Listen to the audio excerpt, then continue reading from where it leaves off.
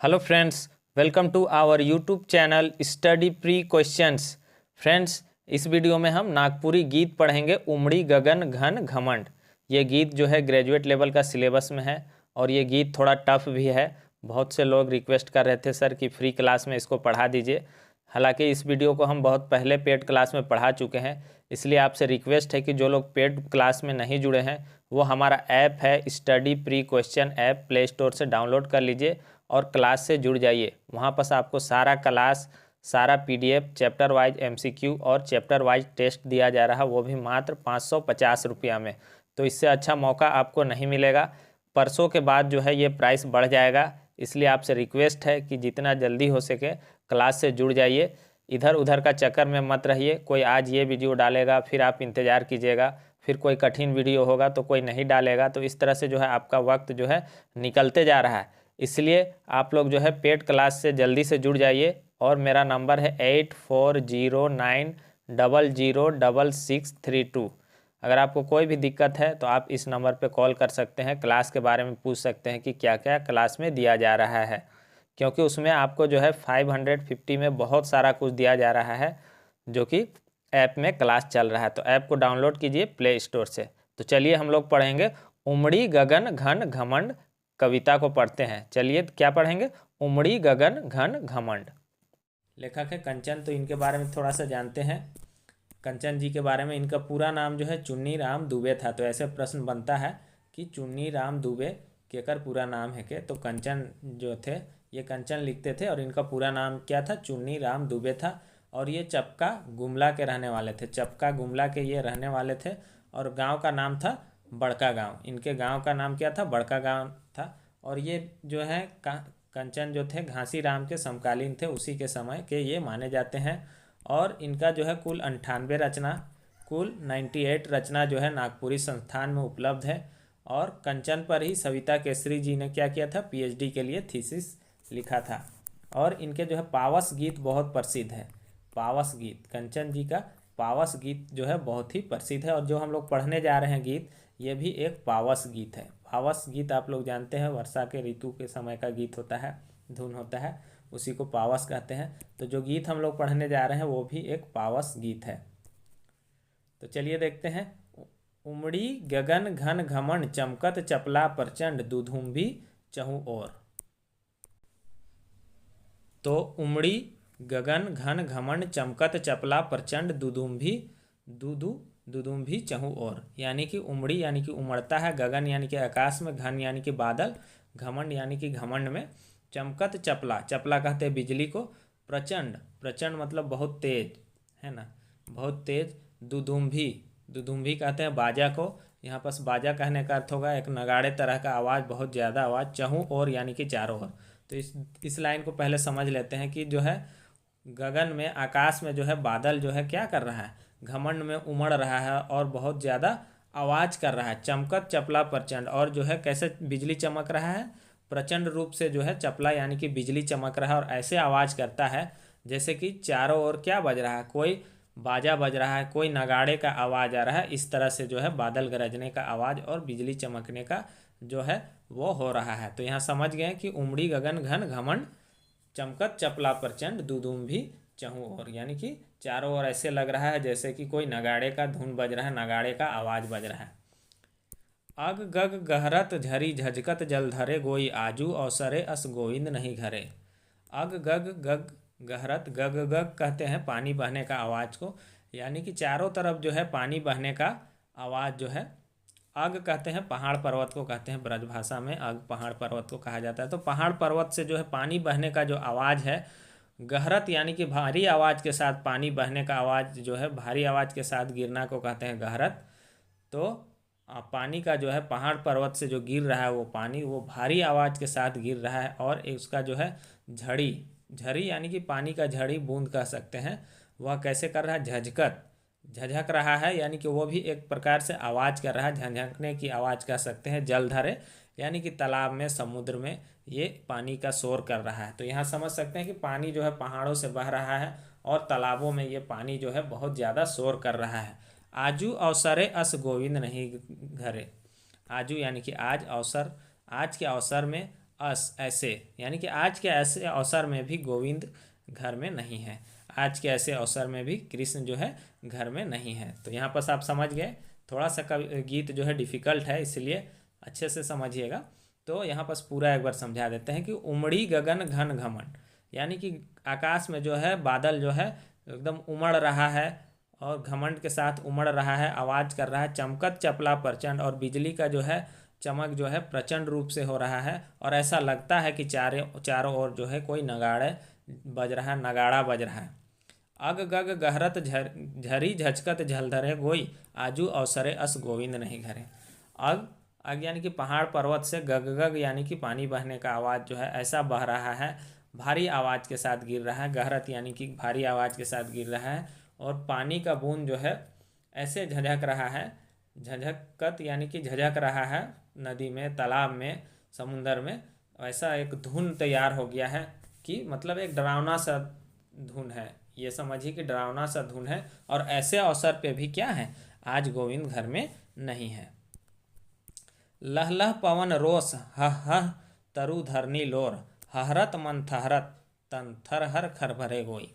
लह लह, ये जो है लह लह लह पवन का जो है आवाज़ को, हवा जो चल रहा है उसको लह लह लह आवाज़ दिया गया है। और रोष यानी कि गुस्सा में, रोष कहने का अर्थ क्या हुआ, गुस्सा में जो है पवन का जो है आवाज़ कैसा कर रहा है, लह लह लह पवन जो है गुस्सा में चल रहा है। हह हह तरु धरनी लोर, तरु कहते हैं पेड़ को, और हह हह के साथ सर सर के साथ जो कहते हैं ना उसको, ये अपने हिसाब से धुन दिए हैं। तो हह हह तरु धरनी लोर, और पेड़ जो है मतलब हवा से ऐसा लग रहा है कि पेड़ जो है उखड़ जाएगा, और ऐसा लग रहा है कि पेड़ जो है रो रहे हैं। लोर यानी कि उनसे आंसू बह रहा है, पेड़ों का आंसू बह रहा है। इस तरह से पेड़ जो है परेशानी में है, हवा के जो पवन जो गुस्सा में बह रहा है, तो पेड़ जो है हा हा कर रहे हैं। ऐसा आवाज़ आ रहा है जैसे लगता है पेड़ जो है उखड़ने की स्थिति में है, और उसके आंखों से आंसू बह रहे हैं, और एक आवाज़ आ रहा है, उसी को कह रहे हैं। हहरत मन थहरत तन थर हर खर भरे गोई। हहरत, हहरत कहते हैं कोई चीज़ को पाने का इच्छा को, लेकिन यहाँ नागपुरी में हहरत काल हहरत ही रे, यानी कि कोई बच्चा होता है ना, मिठाई देख लिया और बार बार जिद कर रहा है, तो उसको बोलते हैं हहरत। लेकिन यहाँ हहरत का अर्थ थोड़ा दूसरा हो जाएगा। हहरत यानी कि डर का, डरा हुआ। हहरत यानी कि डरा हुआ मन जो है, थहरत तन, और थहरत का अर्थ हो जाएगा तन जो है थरथरा रहा है, काँप रहा है। थर थर, थर यानी कि वही थर जो है काँप रहा है, थरहर करके काँप रहा है। खरभरे कहते हैं खलबली, खलबली को कहते हैं खरभरे, यानी कि एक प्रकार से जो है डरा हुआ मन काँप रहा है, और पूरे शरीर में क्या हो गया है, खलबली मच गया है। उसी को कह रहे हैं कि पूरे शरीर में, तन बदन में खलबली मच गया है। गोई, ये संगी साथी को गोई कह के कहते हैं। किसी को ये बताया जा रहा है कि गोई ऐसा हो रहा है कि मन डरा हुआ है, और शरीर जो है पूरा काँप रहा है, और शरीर में पूरा खलबली मच गया है। आजू अवसर अस गोविंद नहीं घरे, और आज के ऐसे अवसर पर भी गोविंद घर में नहीं है। उसके बाद देखेंगे झनझन झिंगूर झकोर, ठन ठन फेनी ठनके जोर, मंडूक पर खरे। झनझन झिंगूर यानी झिंगूर, ये एक कीड़ा होता है, बरसात के दिनों में आवाज़ करता है, ये आपको पता होगा झिंगूर। उसी को कह रहा है कि झिंगूर का जो है आवाज़ झनझना रहा है, और झकोर यानी कि वही झिंगूर का जो आवाज़ जो है चारों तरफ जो है झनझना रहा है। ठन नन फेनी, नन कहते हैं एक प्रकार का फतिंगा होता है, ये भी बरसात के दिनों में आवाज़ करता है। झिंगूर हो गया, फतिंगा लोग कैसा बरसात में आवाज़ करता है बारिश के दिनों में। और फेनी यानी कि सांप का भी फुनकार का फेनी कहते हैं, सांप का भी फुनकार का जो है, फुंकार का जो है आवाज़ जो है चारों ओर ठनक रहा है, चारों ओर बज रहा है। तो कैसा डरावना समय है कि झिंगूर का भी चारों तरफ आवाज़ आ रहा है, और जो है फतिंगे का आवाज़ आ रहा है, और जो है सांप का भी आवाज़ आ रहा है। और मंडूक पर खरे, यहाँ पर खरे नहीं होगा, बुक में भी बहुत सारा प्रिंट है। ये जो गीत है ये पजरा कह करके कोई बुक था, हमको अभी याद नहीं है, उसमें भी ये गीत था। तो वहाँ पर थोड़ा सा हम देख रहे हैं कि गीत में भी बहुत सारा मिसप्रिंट है, इसलिए एग्जैक्ट अर्थ निकालने में बहुत प्रॉब्लम हो रहा है, कौन सा वर्ड कहाँ का कहाँ, क्योंकि ये लोग बहुत पुराने कवि थे, बहुत ज़्यादा पुराने। तो इनको जो भी संकलन किए होंगे तो उतना अच्छा तरह से संकलन नहीं कर पाए हैं, तो बहुत जगह जो है बहुत सारा वर्ड जो है कुछ लिखने के बदले में कुछ लिखा गया है, इसलिए और दिक्कत होता है पढ़ा पाना। तो मंडूक सरवरे है यहाँ पास, मंडूक सरवरे। इसी तरह से बहुत मिसप्रिंट है। तो यहाँ पास मंडूक, मंडूक कहते हैं मेढक को, और मेंढक जो है सर तालाब में क्या कर रहा है, उसका भी आवाज़ जो है सुनाई दे रहा है, सरवरे। यानी कि यहाँ पर झिंगुर का आवाज़ है, फतिंगे का आवाज़ है, सांप के फुंकार सुनाई दे रहा है बहुत ज़ोर से, और मेंढक का अलग से टटराहट है। तो ऐसे समय में जो है गोविंद जो है घर में नहीं है। चात्रिक धुनी और मौर धुनी नहीं मही परे गोई। और जो है चात्रिक धुनी, चात्रिक कहते हैं चात्रक को। चात्रक एक पक्षी होता है, कहा जाता है कि ये बरसात का पहला बूंद का ही पानी को ये पीता है। अगर ये प्यासा भी रहे और आप इसको समुंदर में भी डाल दीजिए, नदी में भी डाल दीजिए, तो ये पानी नहीं पीता है, ऐसा मान्यता है। मुंह अपना बंद कर लेता है, ये बारिश का पहला बरसात होता है उसी को पीता है। तो चात्रिक का धुन यानी कि इस चिड़िया का भी, चात्रिक पक्षी का भी धुन, मौर धुनी, और मौर यानी कि क्या कहते हैं, मोर, हाँ मोर का धुन, मोर का झुंडों का धुन जो है कैसे सुनाई दे रहा है, चारों तरफ जो है पक्षी का, चात्रक पक्षी का और मोर, मोर का धुन का, झुंडों का जो है धुन जो है चारों तरफ सुनाई दे रहा है। गोई आजू अवसरे अस गोविंद नहीं घरे। और ऐसे अवसर पर भी क्या है, आज गोविंद घर पर नहीं है। रजनी बिकट तिमिर घोर, दादुर कड़का अंदोर, नींद ना दीर्घ परे। रजनी कहते हैं रात को, ये आपको पता है, रजनी रात को कहते हैं। रजनी रात को कहते हैं। बिकट यानी कि भयंकर, भयानक कह सकते हैं। त्रिमीर यानी कि अंधेरा, घोर, घोर अंधेरा है। कहने का तो रात में जो है भयंकर अंधेरा है चारों तरफ। दादुर कड़का अंदोर, दादुर मेंढक को कहते हैं, लेकिन यहाँ दादुर जो है मेंढक नहीं होगा, बादल कड़कने को बोल रहा है। बहुत सारा हमको लगता है कि थोड़ा सा इधर उधर हुआ है। दादुर जो है, दादुर कड़का अंदोर, अंदोर कहते हैं उजाला को, और दादुर यानी कि बिजली जो कड़क रहा है तो उजाला पैदा कर दे रहा है, बहुत घना अंधेरा है।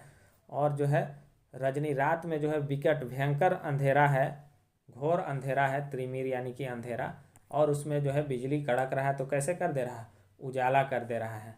नींद ना दीर्घ पड़े, नींद यानी कि नींद, दीर्घ कहते हैं आँख को, तो दीर्घ पड़े, नींद जो है आँखों पर नहीं पड़ रहा है। ऐसे समय में क्या हो रहा है, नींद जो है आँख पर नहीं पड़ रहा है, आँखों में नींद नहीं है, नींद नहीं आ रहा है। खन खन हिया कड़कत जिया डरपत एक सरे गोई। और ऐसे समय में क्या हो रहा है, खन खन यानी कि समय समय पर, हिया यानी कि हृदय, कड़कत हृदय जो है कड़क रहा है, धड़क रहा है, और जिया डरपत और जान जो है, जी जो है क्या हो रहा है, डरपत यानी कि डर रहा है। ऐसे समय में क्या हो रहा है, गोई समय समय पर धड़कन जो है बढ़ जा रहा है, हृदय जो है, हिया यानी कि हृदय जो है क्या हो रहा है, कड़क रहा है, मतलब डर लग रहा है, और जिया भी, जान भी डर रहा है, और हृदय भी धड़क रहा है। गोई आजू अवसर अस गोविंद नहीं घरे। और ऐसे अवसर में भी आज गोविंद घर में नहीं है, कृष्ण घर में नहीं है। बाजत मनमथ तीर जरत उर उठत पीर। यहाँ पर समझिएगा, बाजत यानी कि बज रहा है, मनमथ, मनमथ कहते हैं काम भावना को, पहले भी काम भावना का बात आ चुका है किसी गीत में। तो मनमथ कहते हैं काम भावना, तीर यानी कि काम भावना का तीर जो है चुभ रहा है, अंदर में क्या हो रहा है, काम भावना जाग रहा है। ऐसा कहा जा रहा है कि काम भावना जो है, ऐसे बारिश का मौसम है और सब कुछ है, डरावना है, अंधेरा है, अकेले हैं, तो काम भावना भी क्या हो रहा है, जग रहा है। काम भावना का तीर जो है छूट रहा है। जरत उर उठत पीर, जरत यानी कि जलना, उर कहते हैं छाती को, उठत यानी कि उठ रहा है, पीर कहते हैं दर्द को, पीड़ा को पीर कहते हैं। तो छाती जो है जल रहा है और दर्द जो है उठ रहा है, छाती में जलन का दर्द उठ रहा है। कहने का अर्थ है कि अकेले में है, और जो है क्या हो रहा है कि मनमत यानी कि काम भावना भी जग रहा है, और सीने में एक दर्द उठ रहा है, कहते हैं ना सीने में एक दर्द उठ रहा है गाना उना में, उसी तरह से सीने में, छाती में एक दर्द उठ रहा है। लोचन नीर ढरे, लोचन यानी कि आँख, नीर यानी कि आंसू, ढरे यानी कि बहना, और आँखों से ऐसे समय में आंसू बह रहे हैं। काम भावना भी जग गया है, और छाती में एक प्रकार का दर्द उठ गया है, और आँखों से आंसू बह रहे हैं। कंचन छवि बिसरत नहीं, बिरहा नाल बरे गोई, आज अवसरे अस गोविंद नहीं घरे। कंचन छवि, कंचन यहाँ पर कवि है, छवि कहने का अर्थ हो गया कि शोभा, सुंदरता। तो कंचन जो है शोभा सुंदरता, बिसरत यानी बिसरना कहते हैं भूलना को, हिंदी वर्ड ही है, तो भूलत नहीं, यानी कि कंचन जो है, कंचन वहाँ पर अपने आप को वहाँ फिट कर लिए हैं कवि, और कह रहे हैं कि उनका जो है कृष्ण का और गोविंद का जो है छवि यानी कि सुंदरता जो है उसको वह भूल नहीं पा रहे हैं। कृष्ण का, गोपी का जो है, गोविंद का जो है, आज वो क्या कर रहे हैं, छवि को भूल नहीं पा रहे हैं। बिरहानल बरे गोई, बरे यानी कि जलना, बिरहानल बिरहा की अग्नि, नल यानी कि अग्नि, बिरहानल यानी कि बिरहा की अग्नि। विरह हम लोग बता चुके हैं आपको बहुत बार, विरह वियोग अकेलापन या किसी का कमी, गाना सुने होंगे, यारा सीली सीली बिरहा की रात का जलना, तो उसी को कहा गया है अकेलापन की स्थिति को। तो वो अकेलापन का जो आग है वह बरे यानी कि वह जल गया है, अकेलापन का जो आग है वह जल चुका है। गोई, गोई संबोधित किया जा रहा है, किसी को कहा जा रहा है कि साथी ऐसा हो रहा है कि हम उनका जो है गोविंद का जो है हम क्या कर रहे हैं, छवि को, सुंदरता को, छटा को हम भूलने नहीं सक रहे हैं, और मेरे अंदर का जो विरहा का अकेलापन का आग है वो जल उठा है। आजू अवसरे अस गोविंद नहीं घरे, और आज ऐसे अवसर पर भी गोविंद जो है घर पर नहीं है। तो कोशिश किए हैं कविता को बहुत अच्छे से समझाने का, बहुत बड़ा बात तो नहीं बोलेंगे, लेकिन इतना मेहनत किए हैं इसके पीछे, और अभी तक ये यूट्यूब में नहीं आया होगा ये वीडियो, हमको पता है, क्योंकि ये सब पढ़ाना इतना आसान नहीं है, और हम कोशिश करते हैं, पूरा दिन लगाते हैं, बहुत सारा ब्रज भाषा, बहुत सारा जो है तुलसीदास जी का रचना, उस सब को देखना पड़ता है, तब जाके जो है एग्जैक्ट अर्थ पता चलता है। फिर भी कुछ कुछ छोटा छोटा वर्ड है जो अर्थ समझ में नहीं आता है, क्योंकि ये लोग बहुत पुराने कवि थे, और वैसा पूछा भी नहीं जाएगा एग्जाम में। बस एक अच्छा सा एक अर्थ आप समझ गए कविता का, वही काफ़ी है कि मोटा मोटी आप समझ गए सही चीज़ को कि यहाँ कहना क्या चाहा जा रहा है, और हम उम्मीद करते हैं कि आप समझ भी गए होंगे। तो चलिए इसका क्वेश्चन आंसर कर लेते हैं। तो उमड़त गगन घन घमंड का क्वेश्चन आंसर को करेंगे।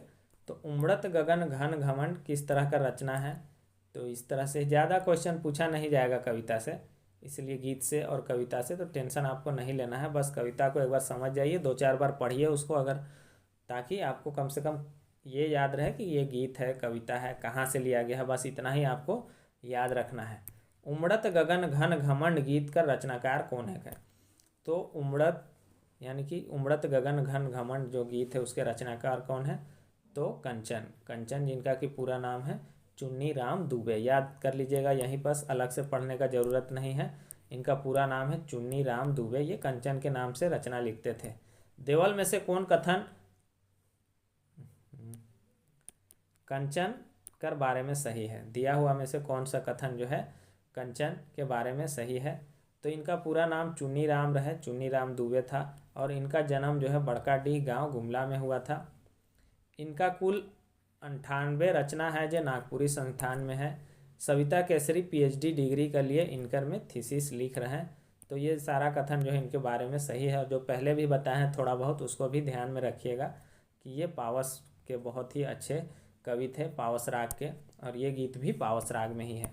देवल में से कौन रचना कवि कंचन कर है, कौन सा रचना है, तो उमड़ी गगन घन घमंड। तो पावस राग को पहचानना बहुत ही आसान है, उसमें वर्षा ऋतु का वर्णन होगा, और उदासी राग में वही वैराग्य भाव का रहेगा, गर्मी ऋतु का वर्णन रहेगा, तो समझ जाइएगा कि वो उदासी राग है।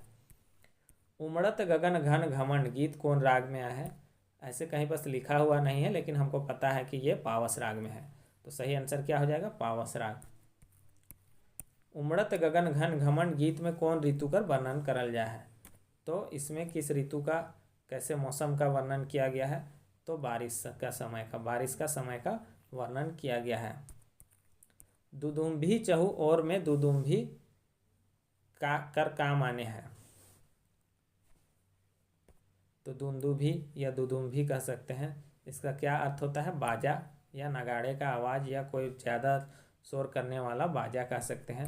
उमड़त गगन घन घमंड गीत में पवन का रोष के कैसन बता लिया है, तो पवन का गुस्सा, कैसे पवन गुस्सा में चल रहा है उसको पूछ रहे हैं कवि। तो लह लह लह आवाज़ आता है ना, लहलहाने का आवाज़ आता है जब पवन बड़ी तेज़ से हवा चलता है, तो उसको लह लह लह से नाम दिया गया है।